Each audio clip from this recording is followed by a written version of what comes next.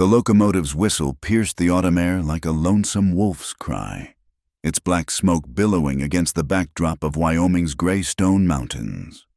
The year was 1884, and the Union Pacific Line cut through the wilderness like a scar of progress, bringing civilization and desperate souls to the untamed frontier. Evelyn pressed her gloved hand against the grimy window, watching the landscape transform from rolling plains to jagged peaks. Her other hand clutched a well-worn letter, its edges softened by countless readings during the 3-day journey from Ohio.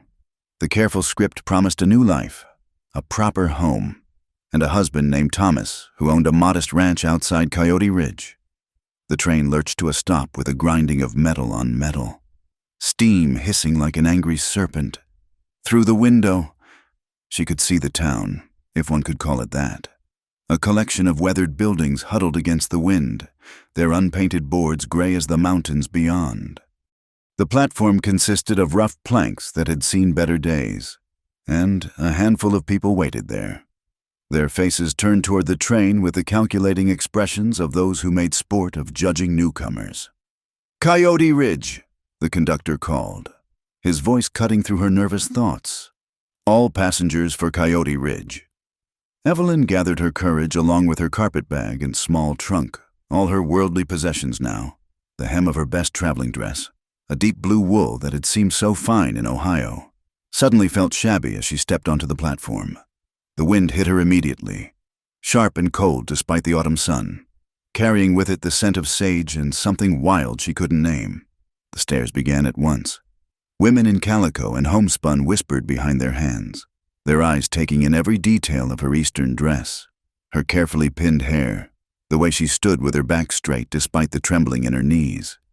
Men lounging against the depot wall watched with a different kind of interest, the kind that made her pull her shawl tighter. "Mail-order bride," she heard someone mutter, the words carrying on the wind like tumbleweeds. "Another one of them Eastern girls thinking she can make it out here." Heat flooded her cheeks, but she kept her chin high. Yes, she was a mail-order bride. What of it? Thousands of women had taken this chance at a new life, leaving behind the crowds and soot of Eastern cities for the promise of the West. Her reasons were her own, the consumption that had taken her parents, the factory work that was slowly killing her, the doctor's words that still echoed in her mind about her chances of bearing children after the fever that had nearly claimed her at 17. "Miss Evelyn Harper?" She turned to find a man watching her, and her heart sank. This was Thomas. She recognized him from the tintype he'd sent. Though the image had been kind, he was older than she'd expected, perhaps 40 to her 23, with thin lips pressed into a line of disapproval and eyes that seemed to be cataloging her like merchandise. "Mr. Thomas Morrison?" she asked, though she knew the answer. He nodded curtly, his gaze sweeping over her again. "You're smaller than I expected. Can you work?" Yes, of course. I kept house for my family. And I can cook, so. Tend a garden? We'll see." He turned toward a wagon waiting nearby, clearly expecting her to follow. No greeting, no welcome, no trace of the warmth that had filled his letters. "Load your things. We've got an hour's ride ahead." As she struggled with her trunk, no offer of help forthcoming, she noticed 2 men watching from the shadow of the general store. Twins, by the look of them. Tall and broad-shouldered in the way of men who worked with their hands. One had his hat pulled low, but she caught a glimpse of dark eyes that seemed to hold sympathy. The other stood easier, thumbs hooked in his belt, studying Thomas with an expression she couldn't read. The wagon ride passed in uncomfortable silence. Thomas drove with his jaw set, occasionally pointing out landmarks with curt explanations. "That's Miller's spread. Stay clear of his boys. They're trouble. The river runs high come spring. Don't try to cross at Willow Bend. That ridge marks the edge of my land." His land, not theirs. The distinction wasn't lost on her. The house, when it finally came into view, was exactly what she'd feared. A simple wooden structure that seemed to crouch against the landscape as if trying to avoid the wind. No flowers, no curtains in the windows, no sign that anyone had tried to make it a home, just bare functionality. like the man beside her. As he stopped the wagon, Thomas finally turned to look at her fully. His eyes were cold as the mountain wind. "There's something we need to discuss." Her stomach tightened. "Yes? I've heard talk from back east about you." The blood drained from her face. No, how could he have heard? She'd been so careful, had told no one about the doctor's assessment, had mentioned nothing in her letters. "They say you can't have children. Is it true?" The words hung between them like icicles, sharp and dangerous. She forced herself to meet his gaze. "The doctor said, after my illness, that it would be difficult. Not impossible, but difficult." He spat the word like it tasted bad. "I need sons to work this land. Miss Harper, sons to carry on the Morrison name. I made that clear in my advertisement. You said you wanted a wife, a helpmate, a wife who can give me children, not a barren woman who'll be just another mouth to feed." The word barren hit her like a physical blow. She'd heard it whispered back home, seen the pity in people's eyes, felt the shame that wasn't hers to bear but clung to her anyway. But to hear it spoken so baldly, so cruelly. "I can work," she said quietly. "I can keep house, help with the ranch, be a good wife. I don't need a housekeeper. I need a mother for my sons." They sat in silence as the sun began to sink behind the mountains, painting the sky in shades of purple and gold that should have been beautiful but only seemed to mock her situation. Finally, Thomas climbed down from the wagon, leaving her to manage her own descent. Inside, the house was as bare as its exterior promised. A main room with a cold stove, a rough table, 2 chairs, a ladder leading to what must be a loft. Through a doorway, she glimpsed a bedroom. His bedroom, she supposed, her wedding night room. The thought made her shudder. Thomas built a fire with efficient movements, then turned to her. "There's beans and salt pork in the larder. Make supper. We'll discuss arrangements after." She moved mechanically, finding the supplies, lighting the stove, going through the motions of preparing a meal while her mind raced. What arrangements? What was she to do if he cast her aside? She had no money for return passage, no family to take her in, nothing but the clothes in her trunk and a head full of dreams that were crumbling like old paper. They ate in silence. The only sounds, the scrape of spoons on tin plates and the pop of wood in the fire. When they finished, Thomas pushed back from the table and looked at her with those cold, calculating eyes. "I need a wife who can give me sons," he said again, as if repetition would change the reality. "Not a woman who comes to me already broken." The words stung, but anger flared alongside the hurt. "I'm not broken. Aren't you?" He stood, looming over her. What use is a woman who can't fulfill her purpose? She thought of all the purposes a woman might have. Companionship, partnership, love, but saw in his face that these meant nothing to him. She was livestock that had proved defective. Nothing more. "I'll sleep in the barn tonight," he said abruptly. "In the morning, you'll need to make other arrangements. I won't have the whole town knowing I was fool enough to take damaged goods." Damaged goods. As if she were a cracked dish or torn fabric. He left without another word, taking the warmth with him. She sat alone at the rough table as the fire died to embers, listening to the wind howl around the corners of the house like a living thing trying to find its way in.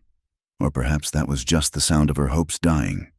When the cold became too much to bear, she climbed the ladder to the loft, a thin mattress on rope springs, a single blanket that smelled of must and loneliness.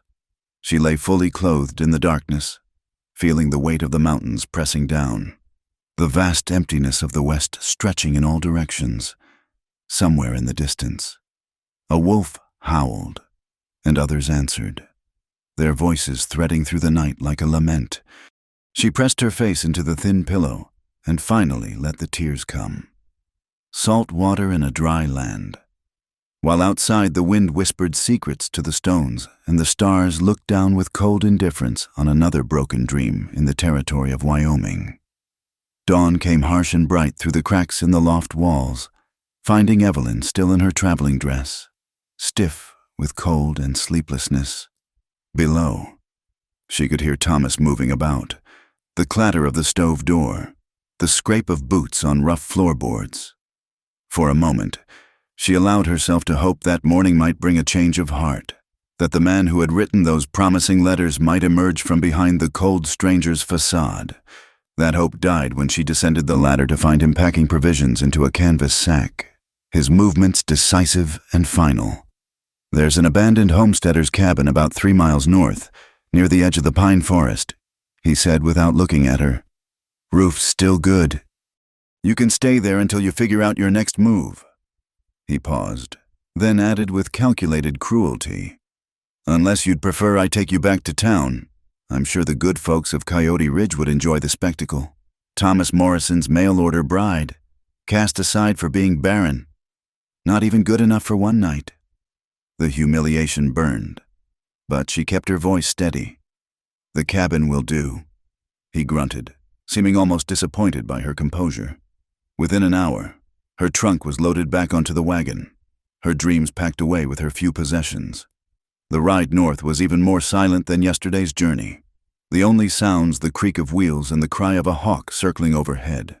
The cabin, when it came into view, was hardly more than a shelter.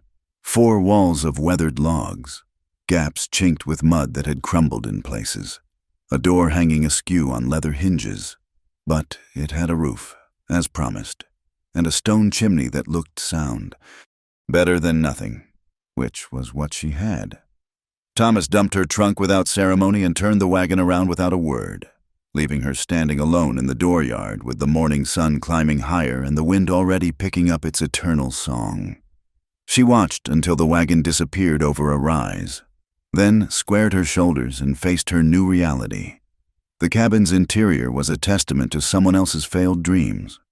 Dust lay thick on every surface, and mice had made nests in the corners. But there was a rusty stove, a table with one broken leg propped on stones, and a bed frame strung with ropes that might hold if she was careful.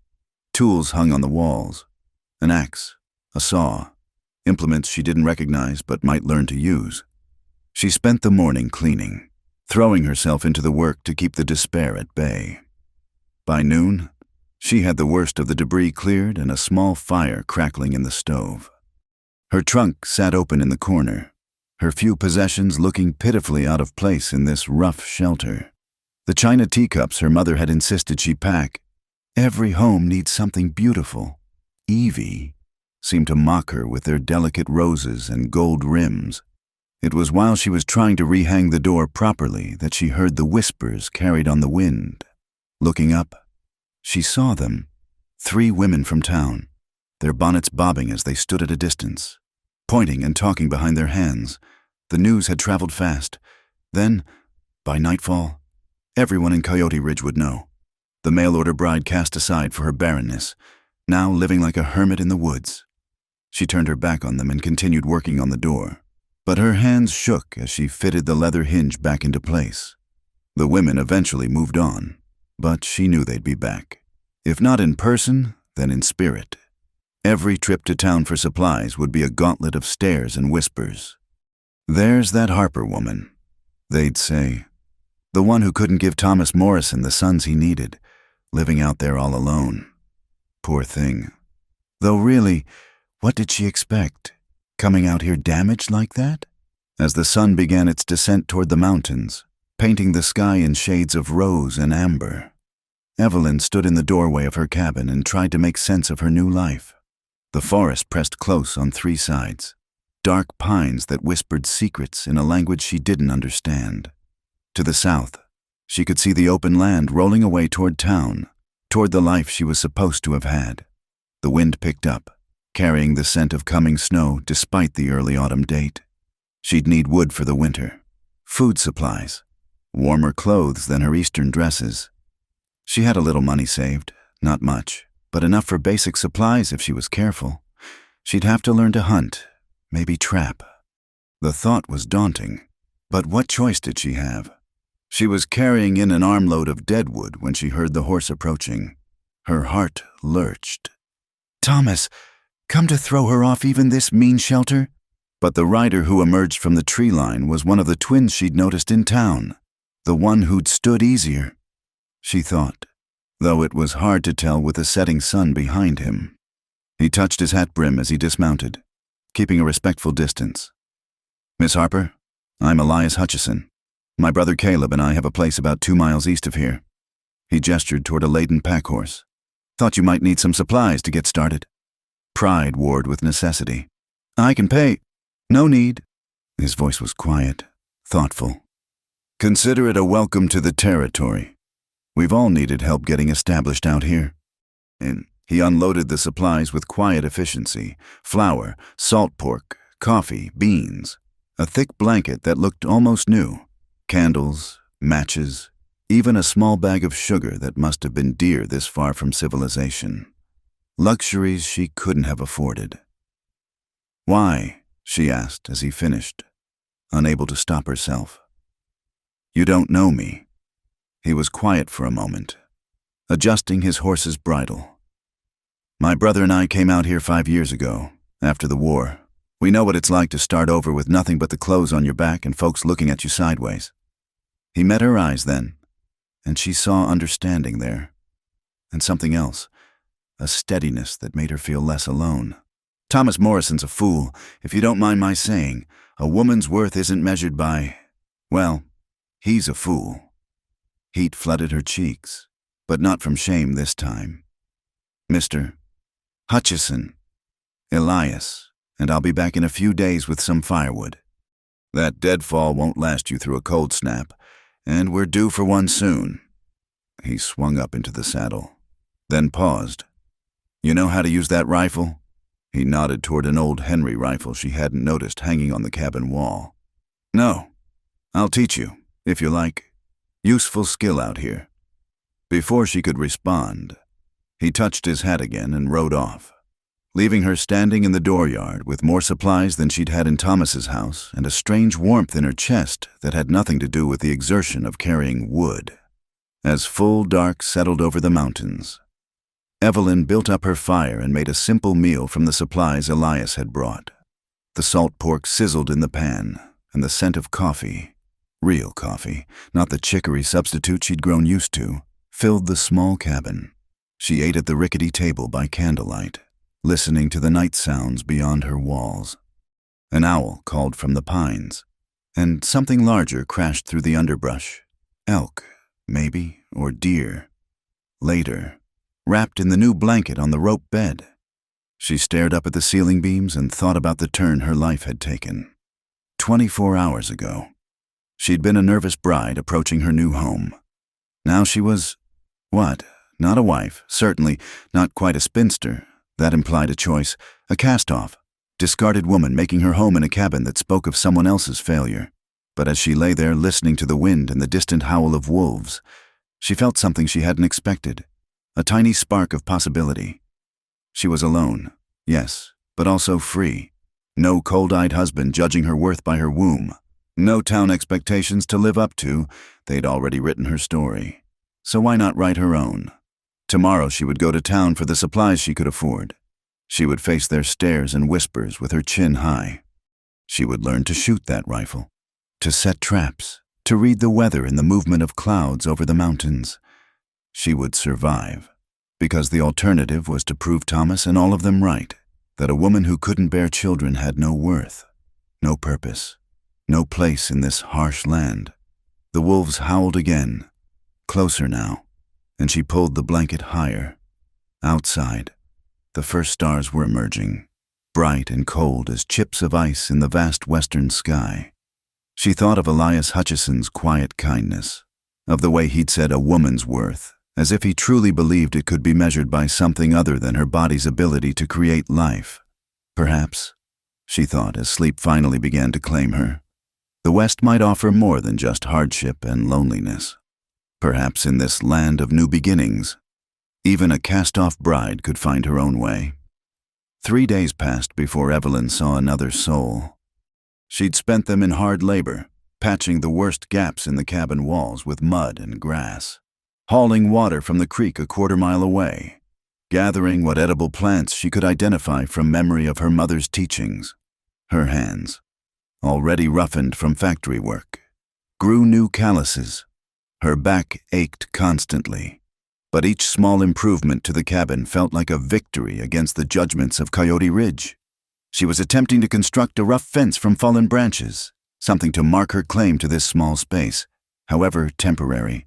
When she heard horses approaching, this time, 2 riders emerged from the forest trail, Elias Hutchison, as promised, and another man who could only be his twin brother. Where Elias sat his horse with quiet ease. This man, Caleb, she presumed, rode with a tension that spoke of coiled energy barely contained. They shared the same dark hair, the same strong features, but where Elias's eyes held that steady calm, Caleb sparked with something wilder, more challenging. "Miss Harper," Elias said, dismounting, "this is my brother Caleb." Caleb swung down from his horse with careless grace, his gaze taking in everything: the cabin, her improvised fence, the bucket of creek water by the door, and finally, Evelyn herself. His expression was harder to read than his brother's, but she caught a flash of something that might have been anger. Not at her, she sensed, but at her situation. "Ma'am," he said, his voice rougher than Elias's, with an edge that suggested he didn't often bother with social niceties. "Heard what Morrison did. Men ought to be horsewhipped." "Caleb," Elias warned quietly. "What? It's true." Caleb's jaw tightened. "Advertising for a wife like she's cattle, then throwing her away when she don't meet his specifications. There's words for men like that, and none of them fit for a lady's ears." Despite everything, Evelyn found herself almost smiling. "I've worked in factories, Mr. Hutchison. I doubt there's much that would shock me." Caleb's eyebrows rose, and she saw his assessment of her shift. "Factory girl, huh? Well, that's something. Might actually survive out here after all." Caleb brought tools, Elias interjected, seemingly accustomed to redirecting his brother's bluntness. "Thought you might need better than what's here." They'd brought more than tools. As they unloaded the pack horses, she saw a small cook pot, proper rope for the bed, oil for the door hinges, even a few precious panes of glass wrapped in cloth. "I can't accept all this," she protested. "It's too much. You planning on freezing to death come winter?" Caleb asked bluntly. "Because that's what'll happen without proper supplies. These windows got no glass, that door barely closes, and you're trying to build a fence out of twigs." "I'm managing." "No, you're surviving. There's a difference." He pulled a hammer from the pack. "Now, you want to stand there arguing, or you want to learn how to fix this place proper?" And so began an unexpected education, while Elias worked quietly on the windows, measuring and fitting the precious glass. Caleb showed her how to properly chink the gaps between logs, how to hang the door so it would close tight against the wind, how to read the grain of wood to split it clean. "You're holding that axe like it's a broom," he said at one point, repositioning her hands. "It's all in the swing. Let the weight do the work." She was acutely aware of how she must look, her dress already work-stained, hair escaping from its pins, sweat on her brow despite the cool air. But neither man seemed to notice or care. They worked alongside her as if it were the most natural thing in the world, filling the air with the sound of hammers and saws rather than awkward conversation. It was Elias who broke the comfortable silence as the sun reached its zenith. "There's talk in town." Evelyn's hand stilled on the rope she was learning to splice. "I'm sure there is." "Morrison's been spreading his version of events, making sure everyone knows why he sent you away." Elias's voice was carefully neutral, but she saw the way his knuckles whitened on the hammer handle. "Let me guess," she said, surprised by the steadiness of her own voice. "Poor Thomas, saddled with defective goods. How brave of him to cut his losses so quickly." "Something like that." Caleb spat to the side. "Also saying you deceived him. Came here under false pretenses." The injustice of it burned. But what had she expected? "And everyone believes him, of course." "Not everyone," Elias said quietly. "The widow Martinez thinks he's a fool," Caleb added. "Course, she thinks most men are fools, so that ain't saying much. But she runs the general store, and her opinion carries weight with the women folk." Evelyn filed that information away. A potential ally, perhaps, or at least not an active enemy. They worked until late afternoon, transforming the cabin from a barely habitable shelter into something approaching a real home. The windows now had glass. The door hung true. The worst gaps were sealed against the coming winter. As the brothers packed up their tools, Evelyn felt an unexpected pang. Their presence had pushed back the loneliness that pressed at the edges of her new life. "Thank you," she said, knowing the words were inadequate. "Both of you. I don't know how I can repay—" "Ain't about repayment," Caleb interrupted. "It's about what's right. Morrison wronged you. Town's wronging you. Someone ought to stand on the right side of things." "What my brother means," Elias said with a slight smile, "is that neighbors help neighbors out here. That's how it works. Even neighbors who are—" She couldn't finish the sentence. Barren, cast off, unwanted. "Especially then," Elias said firmly. As they mounted their horses, Caleb turned back. "You still need to learn to shoot that rifle. I'll come by tomorrow if you're willing." Yes, thank you." "And I'll bring more firewood before the week's out," Elias added. "That deadfall's near gone, and we're due for snow soon."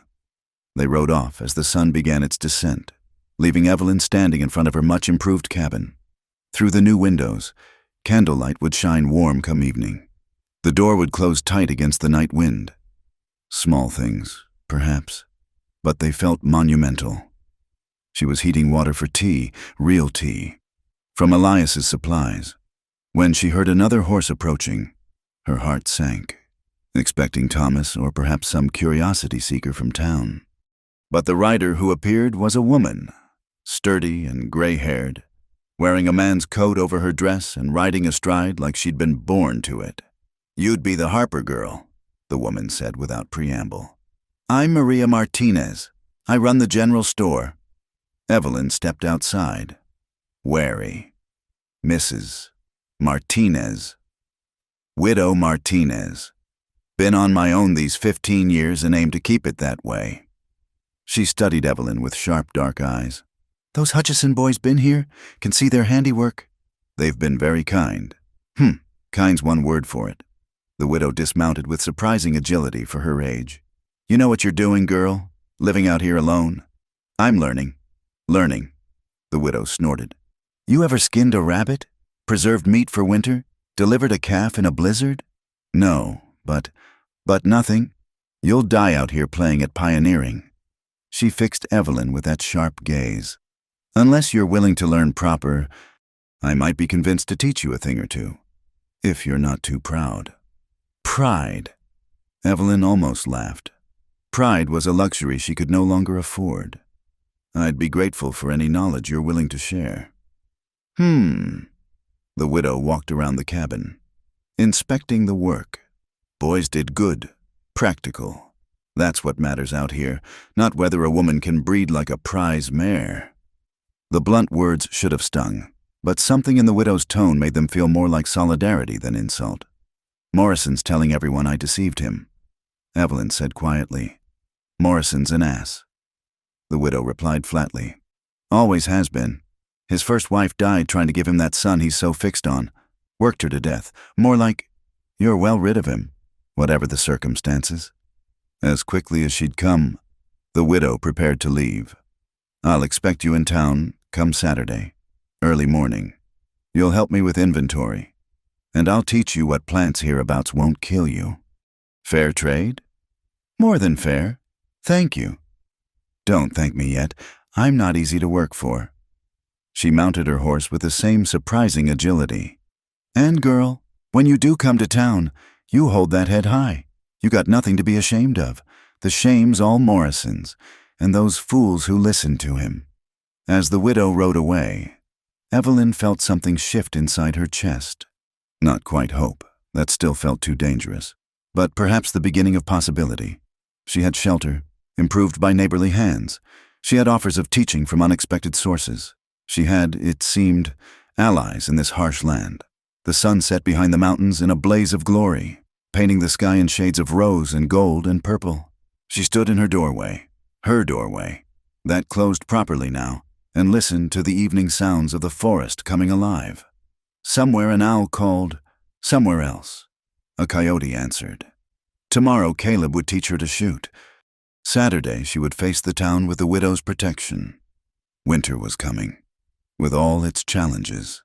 But for the first time since Thomas had abandoned her in that cold house, Evelyn felt she might actually survive it.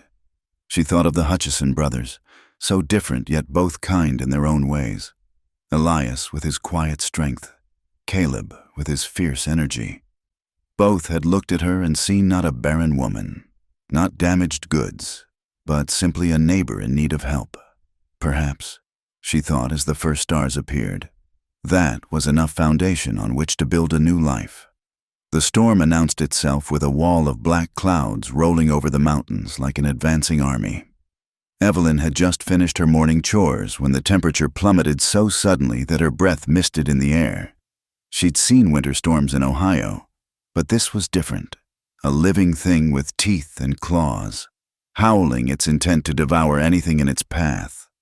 She rushed to bring in more firewood, her newly acquired skills with the axe serving her well.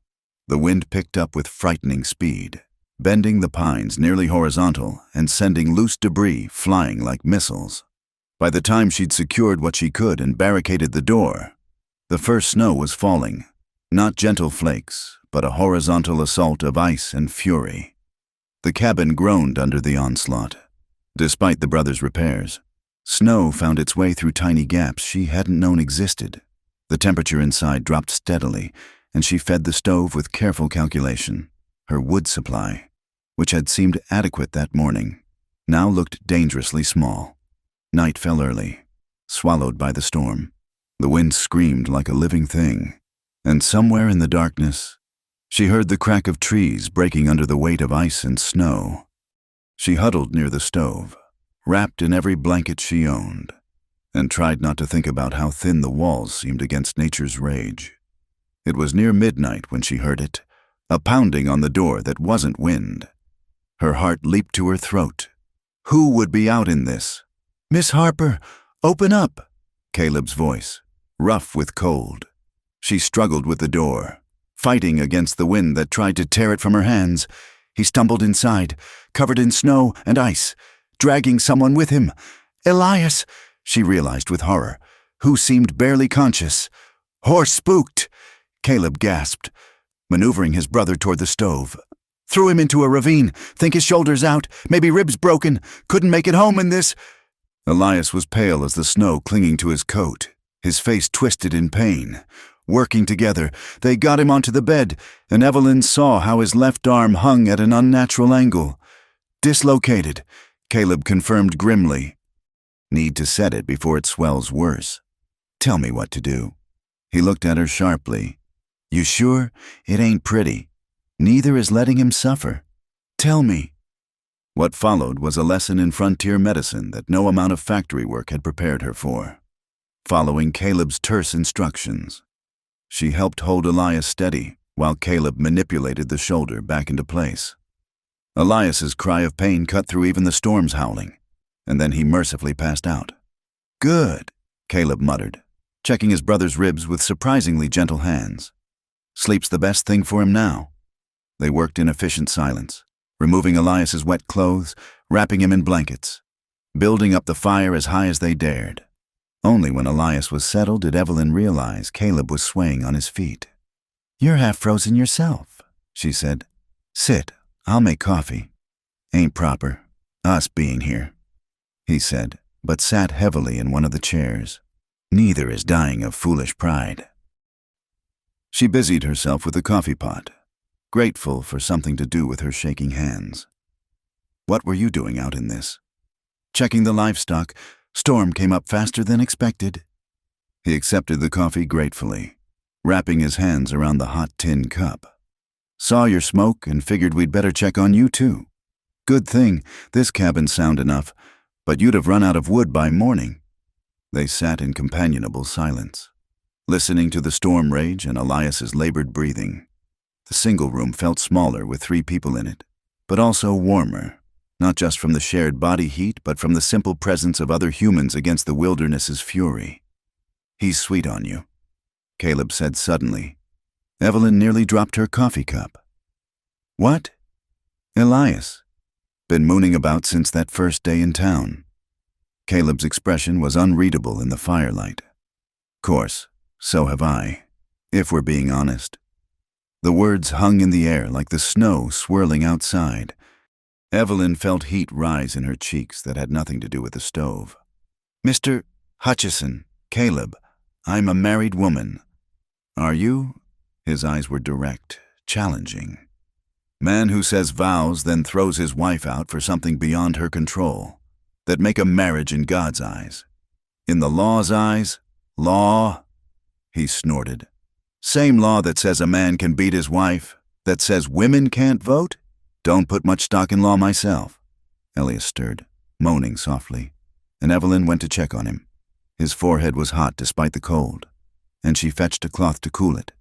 As she tended him, she was acutely aware of Caleb watching from his chair. "You're a good woman," he said quietly. "My brother saw it right off. Takes me longer to trust, but I see it too. You deserve better than Morrison's treatment. What I deserve and what I have are two different things." She kept her voice steady, practical. "I'm making the best of what is. What if what is could change?" Before she could ask what he meant, Elias's eyes fluttered open. "Water," he whispered. The next hours blurred together, tending Elias's fever, keeping the fire fed. The three of them huddled against the storm's fury. They shared stories to pass the time and keep Elias awake. The brothers told of their journey west after the war, of the homestead they'd built with their own hands, of the loneliness that ate at a man in the wilderness. "Why didn't either of you marry?" Evelyn asked during a lull in the wind. The brothers exchanged a look. "Never found the right woman," Elias said carefully. "Never found one who could handle both of us." Caleb added with characteristic bluntness, "We're a package deal, always have been. Most women want a man to themselves." Evelyn felt something shift in her understanding, pieces clicking into place, their joint visits, the way they seemed to communicate without words, the careful dance of their interactions with her. Dawn came slowly, the storm exhausting itself into occasional gusts and flurries. The world outside was transformed, white and pristine and deadly beautiful. Drifts reached halfway up the walls, and several trees had fallen, including one that had barely missed the cabin. "We're snowed in good," Caleb observed, peering out the window. "Be a day or two before we can dig out." 2 days. 2 days confined in this small space with these two men who had just upended her understanding of their intentions. Evelyn's hands trembled as she prepared breakfast from their combined supplies. We didn't plan this," Elias said, watching her with those steady eyes. Despite his injury, he seemed more concerned about her comfort than his own pain. "We'll keep to ourselves best we can." "Don't be foolish," she said more sharply than intended. "You're injured. We're all trapped, and I won't have you making yourself worse out of some misguided sense of propriety. We'll manage." And they did. The day passed in a strange domesticity. Caleb chopping wood from the furniture scraps to stretch their fuel. Evelyn cooking and tending Elias. All of them talking more freely than the situation should have allowed. She learned that Caleb's roughness hid a deep well of loyalty, that Elias's quietness came from thinking deeply rather than having nothing to say. As darkness fell again, the storm finally dying to silence, they faced the sleeping arrangements. There was only the one bed, where Elias lay, and the floor near the stove. "I'll take the floor," Evelyn said firmly. "Like hell," Caleb responded. "You'll take the bed with Elias, he needs tending anyway. I've slept on worse than floors." The impropriety of it should have horrified her. Instead, she found herself climbing carefully into the bed beside Elias, his good arm coming around her as naturally as breathing. Caleb stretched out on the floor nearby, and the quiet that settled over them was warm despite the cold pressing against the walls. "Thank you," Elias whispered against her hair. "For everything. Thank you," she whispered back. "For seeing me as more than what I couldn't be." In the darkness, she heard Caleb shift. "You're already more than Morrison ever deserved. Both Elias and I see that clear as day." She lay awake long after their breathing deepened into sleep, feeling the solid warmth of Elias beside her, hearing Caleb's presence nearby, and wondered what kind of future might be possible in this land that seemed to make its own rules. The storm had brought them together in ways that would have been scandalous in Ohio, unthinkable in the proper world she'd left behind. But this wasn't Ohio. This was Wyoming, where survival mattered more than propriety, where the wilderness stripped away pretense and left only truth. And the truth was that these two men had shown her more kindness and respect in a few short weeks than Thomas Morrison had in all his letters and promises. Outside, the wind had finally stilled. The world waited under its blanket of snow, transformed and transforming. Inside the cabin, 3 souls who had been separate found warmth against the cold, comfort against the isolation, and perhaps, though none would speak it yet, something deeper taking root like seeds beneath the frozen ground, waiting for spring. The spring thaw came slowly to Wyoming, rivulets of snowmelt carving new paths down the mountainsides like tears on weathered cheeks. It had been 3 months since the blizzard, 3 months of a strange new rhythm that had developed between Evelyn and the Hutchison brothers. They'd maintained separate residences. Propriety demanded that much. But the lines had blurred in ways that would have scandalized proper society. Evelyn was checking her trap lines when she heard the commotion from the direction of town. Horses, many of them, and raised voices carrying on the wind. Her stomach tightened with foreboding as she quickly finished her task and headed back to the cabin. Caleb was already there, his face dark with anger. "Town's expecting a supply shipment today, biggest one of the season. And Morrison's been running his mouth again." "What now?" She set down the rabbits she'd caught, proud of the skills she'd learned over the winter months. "Says it ain't natural. You living out here alone. Says the only reason you're surviving is because you're—" He stopped, jaw clenching. "Because I'm what?" "Entertaining the Hutchison brothers." Elias finished quietly, appearing in the doorway. His shoulder had healed well, though he still favored it in cold weather. "He's been suggesting we're all living in sin out here." The accusation shouldn't have surprised her, but it still stung. They'd been so careful, maintaining boundaries even as their friendship deepened into something more complex, more profound than she'd ever experienced. "Let him talk," she said, but her hands shook as she skinned the rabbits with practiced efficiency. "It's gone beyond talk," Elias said. "He's got Reverend Blackwood worked up about the moral decay of the community. They're forming a committee." "A committee?" "To address the issue of unmarried women living alone in the territory." Caleb spat. "Meaning you." Evelyn's knife slipped, nicking her finger. As she wrapped it, her mind raced. She'd built something here, a life, a purpose, connections that sustained her through the harsh winter. Now Thomas sought to destroy it all over again. "I should go to town," she said. "Face them directly." "That's what he wants," Caleb argued. "A spectacle. You, standing before the town like a criminal while he plays the righteous victim." "Then what do you suggest?" The brothers exchanged one of their wordless communications.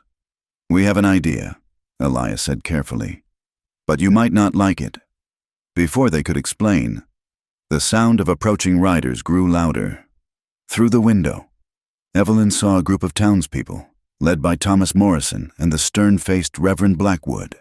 Her heart sank as she recognized others, the banker Stevens, several prominent merchants, even some of the women who'd whispered about her from the beginning. "Stay inside," Caleb ordered, but she shook her head. "This is my home. I won't hide." She stepped out to meet them, the brothers flanking her. Thomas's eyes glittered with malicious satisfaction as he took in the scene. "As I told you, Reverend," he said, "the woman has been living in open sin with both brothers. It's a scandal that corrupts our entire community." "I've done nothing improper," Evelyn said clearly. "I live alone, by my own labor, harming no one." "A woman alone is an invitation to sin," Reverend Blackwood intoned, his face pinched with disapproval. "It's unnatural, against God's order. You should return east where you belong, or place yourself under proper male authority." "She is under proper authority," Caleb said, stepping forward. "Mine and my brother's." The crowd murmured, and Thomas's face darkened. "You admit it, then? This ungodly arrangement?" "Nothing ungodly about protecting a neighbor," Elias said calmly, "or about caring for a woman your own cruelty abandoned." "I abandoned nothing but damaged goods." Thomas snarled. "A barren woman who deceived me." "You mind your tongue," Caleb warned, hand moving to his gun belt. "Gentlemen," the Reverend raised his hand, "violence solves nothing. Miss Harper, the committee has decided. You must either return east, marry properly, or face charges of moral turpitude. The sheriff will enforce nothing." Everyone turned to see Widow Martinez approaching on her horse, and she wasn't alone. Behind her rode several other women, the doctor's wife, the schoolteacher, Miss Patterson, even Mrs. Chen from the laundry. "This is committee business. Widow Martinez," Stevens the banker said nervously. "Committee of men deciding a woman's fate?" The widow dismounted with her usual agility. "I think not. Miss Harper has been working for me these months. She's a good woman. Moral as any here, more than some." Her sharp gaze fixed on Thomas. "The Bible says," Reverend Blackwood began. "The Bible says plenty about kindness to strangers and not judging," Miss Patterson interrupted, surprising everyone with her firmness. "It also speaks against abandoning one's wife, Mr. Morrison." "She's not my wife," Thomas exploded. "I never. The marriage wasn't consummated. She came to me false, barren." His words cut off as Evelyn stepped forward. The crowd fell silent, watching her. She felt the weight of their judgment, their curiosity, their prejudice. But she also felt the solid presence of the brothers beside her, the unexpected support of the women behind her. "Yes," she said clearly, "I may be unable to bear children. An illness in my youth damaged me in ways no one could predict, but I didn't hide this from you. Thomas, your letters asked for a helpmate, a partner in building a life. That's what I offered. You're the one who decided a woman's only worth lay in her womb." "It's a man's right to expect," Thomas began. "To expect what?" Evelyn's voice rose. "A broodmare? A machine for producing heirs? I offered you loyalty, partnership, hard work, companionship. You threw all that away because I couldn't give you sons to carry on your precious name. And now you consort with 2 men. I work for my living," she interrupted. "I hunt, trap, help at the store, tend my home. Yes, the Hutchison brothers have helped me, as neighbors should. They've shown me more true Christian charity than you ever did." The crowd stirred uneasily. Some of the women were nodding slightly, and even some of the men looked uncomfortable. "This is beside the point," Reverend Blackwood said. "A woman living alone." "Then perhaps she shouldn't live alone." Elias's quiet words fell into the crowd like a stone into still water. He stepped forward, taking Evelyn's hand. "Miss Harper, would you do me the honor of becoming my wife?" The crowd gasped. Evelyn's breath caught, but before she could respond, Caleb stepped to her other side. "And mine," he said firmly. The silence that followed was deafening. Then Thomas laughed, ugly and harsh. "You see? Both of them. The woman's a—" The crack of Widow Martinez's riding crop against her palm cut him off. "Be careful, Morrison. There are laws about slander." "It's not possible," Reverend Blackwood sputtered. "A woman can't have 2 husbands. It's bigamy. It's Wyoming," Caleb said flatly. "We make our own way here, always have. The law says a lot of things," Elias interrupted, still holding Evelyn's hand. "But out here, survival matters more than convention. Evelyn's proven she belongs here, proved she's strong enough for this life. We're offering her partnership, protection, respect, all the things Morrison denied her." "You can't be serious," Stevens said. "The territory would never recognize." "The territory recognizes common law marriages," Widow Martinez pointed out. "Has to, with folks scattered so far and preachers so few. If they set up household together, share property, present themselves as married. Who's to say different? The crowd erupted in voices, outrage, shock, even some curious support. Through it all, Evelyn stood frozen between the two brothers, feeling the earth shift beneath her feet. "You don't have to answer now," Elias said quietly, for her ears alone. "But we wanted them to know you're not alone, not unprotected. We've talked about it," Caleb added, equally quiet. "All winter. We've talked. We know it's unconventional, but unconventional." She found her voice, though it shook. "It's impossible. Scandalous. It would make me a pariah everywhere but here," Elias finished. "Here, where you've already proven yourself, where you've made a place by your own strength." "This is absurd," Thomas pushed forward. "Sheriff, arrest them all for conspiracy to commit bigamy." Sheriff Watson, who'd remained silent until now, shifted uncomfortably. "Now, Thomas, I don't think you'll do your duty, or I'll have your badge." "My duty," the sheriff said slowly, "is to keep the peace. Miss Harper's been peaceful. It's you stirring up trouble, far as I can see. I'll take it to the territorial governor himself." "You do that," Widow Martinez said calmly. "Explain how you abandoned your mail-order bride for being possibly barren. I'm sure he'll be real sympathetic. What with his own wife having trouble conceiving and all." Thomas's face went from red to white. The political implications were clear. Attacking a woman for potential infertility wouldn't win him any favors with a governor whose own wife faced similar struggles. "This isn't over," he snarled, but he was already backing toward his horse. "You'll see. All of you. This abomination won't stand." As he rode off, others in the crowd began to disperse. Some shot disapproving looks, others seemed thoughtful, and a few of the women nodded to Evelyn with something like respect or sympathy. "Well," Widow Martinez said once most had gone, "that was more excitement than we usually get with supply shipments. You all right, girl?" Evelyn realized she was trembling. I need to think. You do that, but while you're thinking, remember this, those boys just stood before the whole town and declared for you. Both of them. That takes courage. Question is, do you have the courage to match it?" As the widow rode away with her contingent, Evelyn was left with the brothers. The proposals, hung in the air between them like morning mist, beautiful and impossible and terrifying. "We meant it," Caleb said simply. "Every word. But how could it work? People would talk. The law might—" "People already talk," Elias pointed out. "As for the law, possession is 9/10 of it out here. If we live it, make it real. Who's to say it isn't?" She looked between them, Caleb with his fierce protectiveness, Elias with his quiet strength. Both had given her more than Thomas ever had. Both saw her as more than her womb's failure. But could she really consider something so radical? So outside everything she'd been taught? "I need time," she whispered. "All the time you need," Elias assured her. "We're not going anywhere. Though you might want to decide before Morrison gets back with reinforcements," Caleb added with dark humor.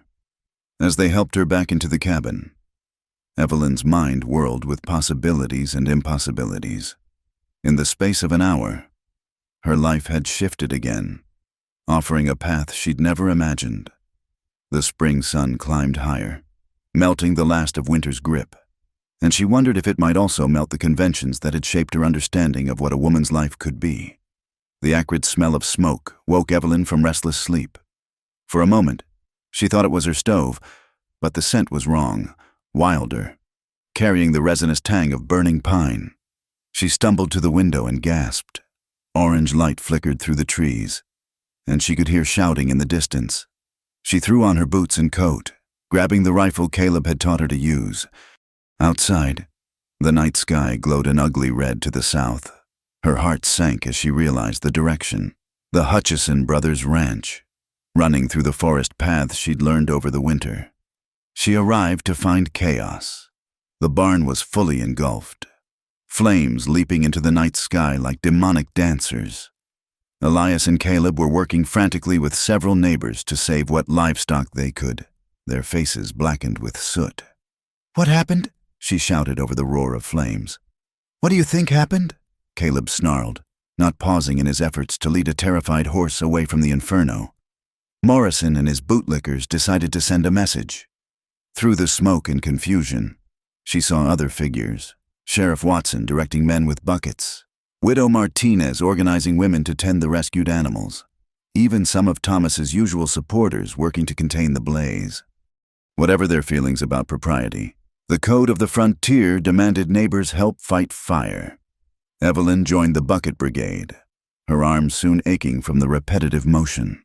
The heat was overwhelming, and embers flew like deadly fireflies, threatening to spread the destruction. They fought through the night, and only as dawn broke did they finally contain the flames to the barn, saving the house and outbuildings. In the gray morning light, the devastation was clear. The barn was a skeleton of blackened timbers, tools and feed destroyed. Though miraculously most of the livestock had survived, the brothers stood staring at the ruins, exhaustion and rage warring on their faces. "I'm sorry," Sheriff Watson said, approaching with obvious reluctance. "But without witnesses." "Without witnesses." Caleb whirled on him. "Everyone knows who did this. Knowing and proving are different things. Morrison was in town all evening. Plenty of folks saw him at the saloon." "While his hired men did his dirty work," Elias said quietly. But his calm was more frightening than Caleb's fury. "Find me proof, and I'll arrest them," Watson said. "But accusations ain't enough." After the sheriff left, neighbors began drifting away, murmuring sympathies and promises of help rebuilding. Soon only Evelyn remained with the brothers, the three of them staring at the smoking ruins. "This is my fault," she said, voice thick with unshed tears. "If I hadn't come here, if you hadn't defended me—" "Don't!" Elias turned to her, his face fierce despite his gentle nature. "Don't you dare blame yourself for Morrison's evil. He's trying to drive us out." Caleb added, "All of us. Burn us out, starve us out, whatever it takes to restore his version of righteousness. Then we don't let him." The words came out stronger than Evelyn felt. "We rebuild. We show him and everyone else that we won't be driven away." "With what?" Caleb gestured at the ruins. "Half our tools were in there, most of our winter feed, the plow." "With this?" Evelyn made a decision that had been building since the confrontation days ago. "If you'll still have me, both of you, then let's make it official. Let's join our resources, our strength. Let Morrison try to burn out a united household." The brothers went very still. "Evelyn," Elias said carefully, "you don't have to—" "Yes, I do." She looked between them, these men who'd shown her what partnership could truly mean. "Not because of Morrison, not out of fear or gratitude, because this winter showed me something. The three of us, we work, we fit. Is it conventional? No. Will people accept it? Probably not. But I'm tired of living by other people's rules." "You're sure?" Caleb's voice was rough with emotion. "I've never been more sure of anything." She managed a tremulous smile. "Though I have no idea how we make it work." "Same as we've made everything else work," Elias said, stepping closer. Together, day by day. They stood there in the dawn light, amid the destruction meant to drive them apart, and made their pact, not with grand ceremonies or official documents, but with clasped hands and shared determination. Word spread quickly, as it always did in small communities. By noon, the whole town knew that Evelyn Harper had moved to the Hutchison Ranch, not as a housekeeper or neighbor, but as something unprecedented, a woman claiming two men as surely as they claimed her. The reactions were swift and varied. Some were scandalized, predicting divine retribution for such flagrant sin. Others were curious, wondering how such an arrangement could function. A surprising number, particularly among the women who'd struggled with the frontier's harsh realities, showed quiet support. Thomas Morrison's reaction was less quiet. He arrived that afternoon with Reverend Blackwood and a group of supporters, faces twisted with righteous anger. Evelyn was helping Caleb clear debris when they heard the horses. "Come to gloat over your handiwork," Caleb called out, not bothering to turn around. "I've come to offer one last chance at redemption. Thomas replied. Send the woman away, and this ends. Keep her, and what happened to your barn will be nothing compared to what's coming. Now Evelyn did turn, studying the man who discarded her so cruelly. He sat his horse like a king, dispensing judgment, so certain of his righteousness. Once, his rejection had nearly broken her. Now she saw him for what he was, a small man clinging to control through cruelty. You burned their barn because they showed me kindness, she said clearly. What kind of Christianity is that, Mr. Morrison? The kind that maintains order, Reverend Blackwood interjected. The kind that keeps communities from sliding into depravity. Depravity? Elias had joined them, his quiet presence a counterweight to Caleb's obvious aggression. We work hard, help our neighbors, harm no one. Where's the depravity in that? You know where. Thomas spat. This ungodly arrangement, this abomination you're flaunting. Only abomination I see is a man who'd burn out his neighbors over wounded pride, Sheriff Watson said, riding up with several deputies. Everyone turned in surprise. Sheriff, Thomas said warily, I trust you're here to enforce decency laws. I'm here because Jed Hawkins just confessed to setting the fire, says you paid him $20 to do it. Watson's weathered face was grim. Seems his conscience got the better of him when he sobered up. The color drained from Thomas's face. He's lying. A drunk's word against mine, and mine. One of Thomas's own supporters said suddenly, Frank Mills, who ran the feed store, stepped forward uncomfortably. I saw you give Jed the money. Thomas didn't know what it was for at the time, but... And mine, added another man. Heard you planning it clear as day. The defections came quickly after that, men distancing themselves from Thomas as they realized the tide had turned. Even Reverend Blackwood edged his horse away, apparently deciding that barn burning exceeded his tolerance for maintaining moral order. You can come peaceful, or I can drag you, Watson said. Your choice, Morrison. Thomas's face contorted with rage. This isn't over. You think you've won? He pointed at Evelyn. You're still nothing but a barren woman playing at being something you're not.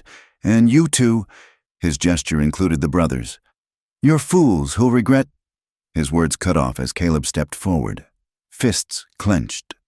But it was Elias who spoke, his quiet voice carrying more weight than any shout. The only fool here is a man who measures worth by bloodlines instead of character. Evelyn's already proven she's more than you ever deserved. We're honored to stand with her. Watson led Thomas away in irons, but Evelyn barely noticed.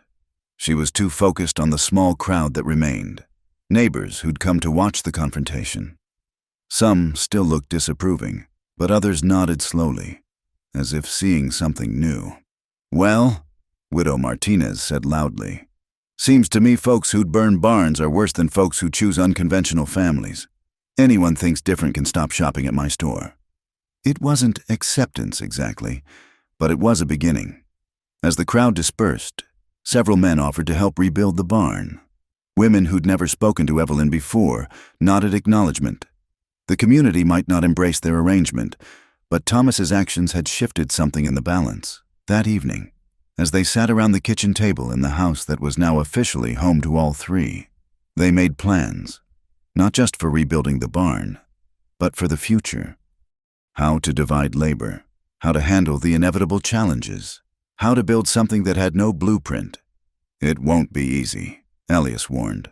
People will test us, judge us, try to tear us apart. Let them try, Caleb said fiercely. We've survived worse. Evelyn looked at these two men who'd chosen her not despite her inability to bear children, but simply for herself, who'd risked their reputation, their safety, their home for the principle that she deserved better than abandonment. I love you, she said simply. Both of you, differently, but equally. Is that possible? Is that allowed? Out here, Elias said, taking one of her hands while Caleb took the other. We make our own rules about what's allowed. What matters is what we choose. Outside, night fell over the Wyoming mountains. The skeleton of the barn stood dark against the stars, a reminder of how hate could destroy. But in the warm kitchen, three people who'd found each other against all odds began building something new. Not just a barn or a household, but a new kind of family, forged in defiance of convention and tempered by the harsh beauty of the frontier. The road ahead was uncertain, full of challenges they couldn't yet imagine. But for tonight, they were together, united and unbroken. In a land that demanded strength above all else, they'd found the greatest strength of all, the courage to love without limits, without shame, without apology.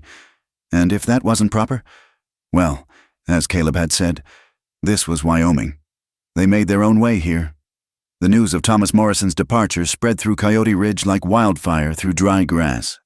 After a week in jail and facing trial for arson, he'd sold his ranch to pay legal fees and left the territory in disgrace, heading back east with his tail between his legs. Some said he'd muttered threats as he boarded the train, others that he'd gone quietly, a broken man. Evelyn found she didn't care which version was true. He was gone, and that was enough. Summer arrived in full glory, painting the mountain meadows with wildflowers and filling the air with a drowsy hum of bees. The new barn rose steadily, built not just by the brothers' hands, but by the community that had slowly, cautiously, begun to accept their unconventional arrangement.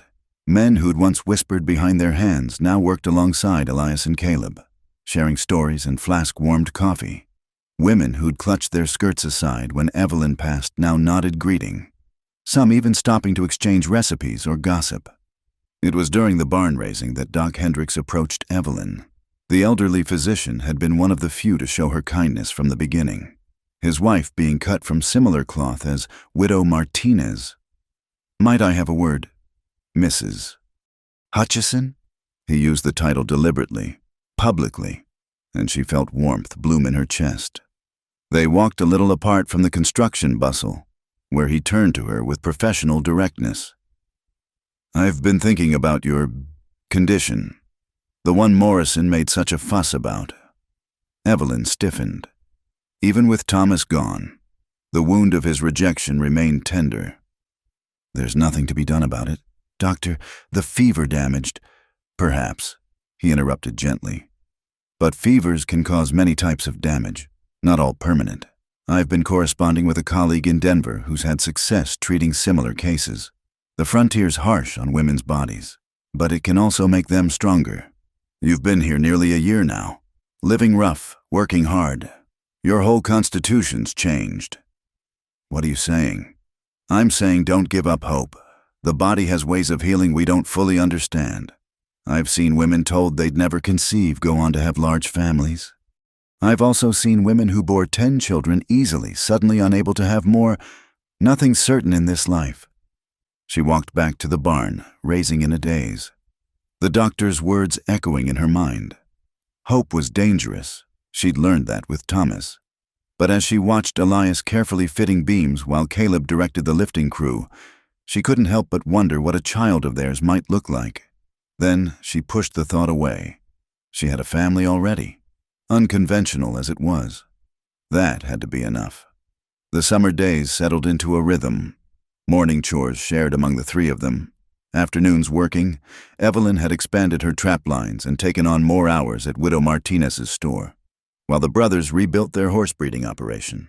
Evenings were for planning, for the careful navigation of their unique situation. They'd worked out a system of sorts. 3 bedrooms in the house meant everyone had private space when needed. But most nights found them gathered in various combinations, sometimes all 3 sharing warmth and comfort, sometimes paired off while the third took solitude. It should have been awkward, should have bred jealousy and discord. Instead, it felt as natural as breathing, each configuration bringing its own completeness. "You're humming," Caleb observed one evening as Evelyn prepared dinner. "Haven't heard you do that before." She paused, realizing he was right. When had she started humming again? Somewhere between learning to shoot and building the chicken coop. Between Elias teaching her to read weather signs and Caleb showing her how to break horses. She'd found her way back to joy. "I'm happy," she said simply, and Caleb's rare, genuine smile was worth any amount of social censure. It was a week later that the confrontation came, though from an unexpected source. Evelyn was working at the store when Mrs. Morrison, Thomas's mother, entered. The elderly woman had arrived on the morning train, and gossip had already spread about her presence. "So," the woman said without preamble, studying Evelyn with eyes as cold as her son's, "you're the one who ruined my boy." Widow Martinez started to intervene, but Evelyn raised a hand. "Your son ruined himself, Mrs. Morrison. I simply refused to disappear quietly when he decided I wasn't good enough." "Weren't good enough?" The woman's laugh was bitter. "You're living with two men like a saloon woman, and you think you were good enough for my Thomas?" "I think I was too good for him," Evelyn replied calmly. "I offered him partnership, loyalty, hard work.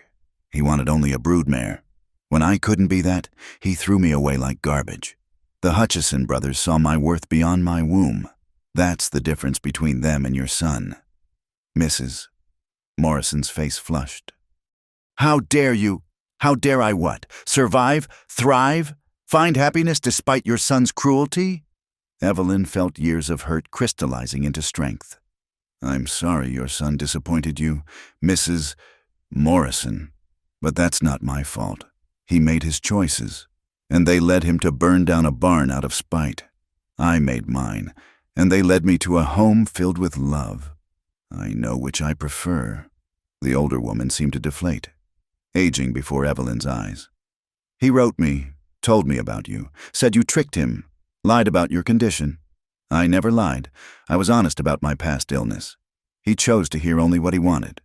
Evelyn's voice gentled slightly. "Your son wanted sons to carry on his name. I understand that desire. But when he couldn't have it immediately, perfectly, he chose cruelty over patience, pride over compassion. That's what ruined him, not me." Mrs. Morrison left without another word, but something in her shoulders suggested she'd heard more truth than she'd expected. Widow Martinez whistled low once she'd gone. "Girl, you've grown a spine of steel out here." "I had good teachers," Evelyn replied, thinking of the two men who'd shown her what real strength looked like. That evening, she told the brothers about the encounter. They listened with their characteristic responses, Elias thoughtful and supportive, Caleb ready to ride after Mrs. Morrison and give her a piece of his mind. "She's gone," Evelyn soothed, running her hand through Caleb's hair. "On the evening train. Let her go back east with her stories. We have our life here. Our life," Elias repeated softly. "I like the sound of that." They sat on the porch as the sun set behind the mountains, painting the sky in shades of rose and gold. The new barn stood complete, larger than the old one, built by community hands. The garden Evelyn had planted was thriving, promising good harvest. The horses in the corral were healthy, the breeding program beginning to show promise. "Sometimes I can't believe this is real," Evelyn admitted, "that we've made this work." "Why shouldn't it work?" Caleb asked. "We respect each other, support each other, love each other. That's more than most conventional marriages have." "The town's even starting to accept it," Elias added. "Yesterday, Banker Stevens asked my advice about a loan. Same as always. Miller's wife invited all three of us to their harvest dance." "All three?" Evelyn was surprised. Social invitations had been rare. "All three," Elias confirmed. "Said if we were a family unit, we should be welcomed as one." Family unit. The words warmed her more than the evening sun. They'd built something unique here, something that shouldn't exist but did. Thriving despite all obstacles, as if reading her thoughts. Caleb spoke. "Morrison thought he could break us, thought his righteous anger and that fire would drive us apart. Instead, it forged us stronger, like steel in a furnace." Elias agreed. They sat in comfortable silence as stars began to appear in the darkening sky. Somewhere in the distance, a coyote called to its pack, and others answered, a wild chorus that no longer sounded lonely to Evelyn's ears. It sounded like family calling to family, like belonging. "I love you both," she said suddenly, needing to voice what lived in her heart. However impossible this is, however many rules we're breaking, I love you, and we love you, Elias said simply. Till the mountains fall, Caleb added with characteristic intensity. Inside the house, dinner waited on the stove. Tomorrow would bring new challenges, hay to cut, horses to train, goods to sell at the store. There would be those who still disapproved, those who would test their resolve. But tonight, sitting between the two men who'd shown her what love could be when stripped of convention and conditions, Evelyn felt complete. The cabin where she'd spent her first Wyoming winter stood empty now, slowly being reclaimed by the forest. Sometimes she rode past it, remembering the frightened woman who'd huddled there, cast aside and alone. That woman felt like a stranger now, a ghost from another life. This was her life, this ranch, these men, this impossible, wonderful, real family they'd built from the ashes of Morrison's cruelty. It wasn't what she'd dreamed of when she'd stepped off that train a year ago. Clutching a letter full of false promises, it was better. It was true. And as the full dark settled over the mountains, bringing with it the peace that comes from finding one's place in the world, Evelyn knew that she was finally, truly home. Another year had passed in the Wyoming mountains, marked by the changing seasons and the steady rhythm of ranch life. The aspens had turned gold again, their leaves trembling in the autumn breeze like nature's own celebration. Evelyn stood by the creek, watching the water run clear and cold over the stones, when she felt the familiar dizziness that had been plaguing her for weeks. Doc Hendricks had confirmed what she'd scarcely dared to hope. Against all odds, she was with child. The news had stunned all three of them into silence before joy erupted like spring flowers after a hard winter. Now, 3 months later, the reality was settling in, along with the morning sickness. "You should be resting," Elias said, approaching with his characteristic quiet concern. "I've rested plenty," she replied, turning to smile at him. "The fresh air helps." He wrapped his arms around her from behind, hands settling gently over the slight swell of her belly. "Still can't quite believe it." "Which part? That I'm carrying a child after all those years of thinking I couldn't? Or that we don't know which of you is the father?" "Does it matter?" Caleb's voice came from behind them. He joined their embrace, his rougher hands covering Elias's. "Child will be ours, all of ours." It was a conversation they'd had many times since the discovery. In a conventional marriage, paternity mattered for inheritance, for name, for legacy. But nothing about their arrangement was conventional. The child would be raised by 3 parents who'd chosen each other against all odds, would inherit not just land and livestock, but a legacy of courage in the face of social condemnation. "The town's talking again," Evelyn said, feeling the baby flutter. "Too early to be real movement," Doc said, but she felt it nonetheless. "Let them talk," Caleb said fiercely. "They've accepted us this far." "Have they, though?" She turned in their arms to face them. "Accepting us as an oddity is one thing. A child makes it real in a way that frightens people." It was true. The news of her pregnancy had stirred up old controversies. Some saw it as final proof of their depravity, a child born into an unnatural household. Others, particularly women who'd struggled with their own fertility, saw it as a miracle and whispered that perhaps the mountain air and happiness had healed what the Eastern doctors couldn't. Reverend Blackwood had made his position clear the previous Sunday, preaching about the sins of the fathers being visited upon the children. But his congregation had been notably smaller than usual, many folks apparently deciding that a God who blessed a barren woman with a child couldn't be too upset about the circumstances. "Widow Martinez says we should have a proper celebration," Elias said, clearly trying to lighten the mood. "A harvest dance at the ranch. Invite everyone." "Everyone?" Evelyn raised an eyebrow. "Well, everyone who matters." Caleb amended. "Those who've stood by us, show them, and the doubters, that we're not hiding, not ashamed." It was a bold proposition. They'd been living quietly, letting their actions speak louder than words. But a public celebration, acknowledging their unconventional family and the coming child. "Yes," Evelyn decided. "Let's do it." If we're going to raise this child here, let it be with pride, not shadows. The preparation for the harvest dance became a community effort. Women who'd once whispered behind their hands now helped Evelyn plan the menu. Their advice about pregnancy mixed with recipe suggestions.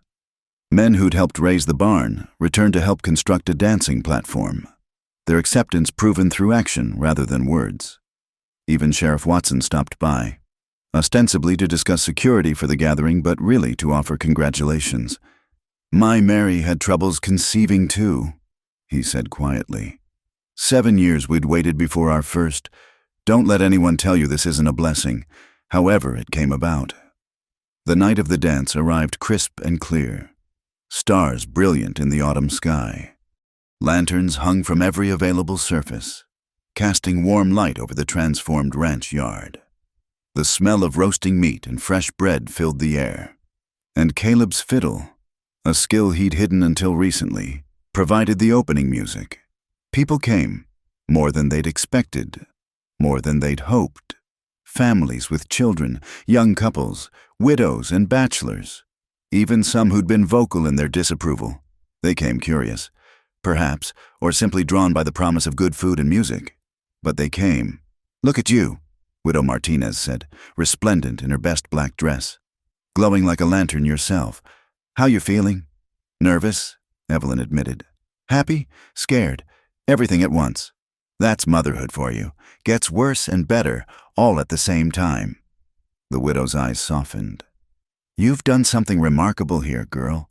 Not just surviving Morrison's cruelty, but thriving, building something new." As the evening progressed, Evelyn watched the transformation. Children raced between dancing couples, their laughter bright as bells. Neighbors who'd been wary now clinked glasses with Elias and Caleb, discussing horses and harvest yields. The community, slowly but surely, was expanding its definition of family to include theirs. "May I have this dance?" She turned to find both brothers standing before her, hands extended. Laughter rippled through the crowd as she took both hands, and they worked out an awkward but joyful 3-person reel that had others clapping along. "This is how it'll be," Caleb said over the music. "All of us, together, making our own way, creating our own dance," Elias added with a smile, as they spun her between them, careful of her condition. Evelyn caught sight of their reflection in a window. 3 people who shouldn't fit together but did, moving in harmony born of trust and love and shared determination. The music eventually slowed, and Doc Hendricks called for quiet. "A toast," he announced, raising his glass. "To the Hutchison family. May they continue to show us that love comes in many forms, and courage in standing for that love makes us all stronger." "To the Hutchisons," the crowd echoed, and Evelyn felt tears prick her eyes.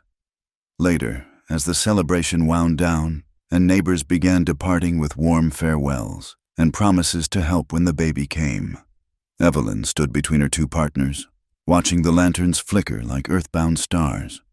"No regrets?" Elias asked softly. She thought of the frightened woman who'd stepped off the train over 2 years ago, clutching a letter from a man who'd promised her a conventional life, that life would have destroyed her. She knew now. This one, complicated, challenging, extraordinary, had saved her. "None," she said firmly. "Not one." A mountain breeze swept down from the peaks, carrying the scent of snow and pine and possibility. Soon winter would come again, but this time she wouldn't face it alone in a drafty cabin. She'd face it surrounded by warmth and love and the promise of new life growing within her. The baby moved again. Definitely real this time, and both men felt it, their faces lighting with wonder. Here, in this moment, with the last of their guests departing and the mountains standing eternal guard, they were simply a family celebrating their future. "You know what Morrison would say if he could see this," Caleb mused. Morrison's opinion stopped mattering the day he showed his true nature. Evelyn replied, "We've built something here he could never understand. A family based on choice, not convention, on love, not ownership. And soon to be 4 instead of 3, Elias added, his hand warm on her belly. 4. The number seemed both impossible and perfect. A child who would grow up knowing that love didn't always follow rules, that families could be created through courage and determination as much as blood, that the frontier offered freedom to define oneself beyond society's narrow boundaries. As they made their way inside, the ranch quiet now, except for the eternal wind in the pines. Evelyn paused to look back at the land they'd claimed together. The new barn stood strong against the starlight. The garden plot lay ready for next spring's planting. The house waited, warm with lamplight, expanded now with plans for a nursery. "Home," she said simply. "Home," the brothers echoed. And it was. Not the home she'd expected when she'd answered that mail-order bride advertisement. Not the life she'd planned when she'd boarded that westbound train. But something better, truer, more honest than anything convention could have offered. Here in the Wyoming mountains, where the wind sang freedom and the stars witnessed their unconventional love, they'd written their own story. And as the first snowflakes of the season began to fall, blessing the land with winter's promise of rest and renewal, Evelyn knew their story was really just beginning. The child stirred again, as if agreeing, and 3 pairs of hands met over the promise of new life, a frontier family bound not by law or convention, but by something stronger, the choice to love without limits, to build without blueprints, to live with courage in the face of any storm. In the distance, wolves howled their ancient song to the moon, and this time Evelyn heard only music, wild and free and perfect, like the life they'd chosen, like the love they'd found, like the future they'd build together in this vast, untamed land that had taught them all what true freedom meant. Thank you for listening to this tale from the Wild West. I hope you enjoyed Evelyn's journey of resilience, unconventional love, and finding family in the most unexpected ways. Where are you listening to this story from? Leave a comment below and let's connect across the miles. Don't forget to subscribe to Wild West Campfire for more stories that bring the frontier to life. And share your thoughts about Evelyn, Elias, and Caleb's unique bond. Until next time, partners.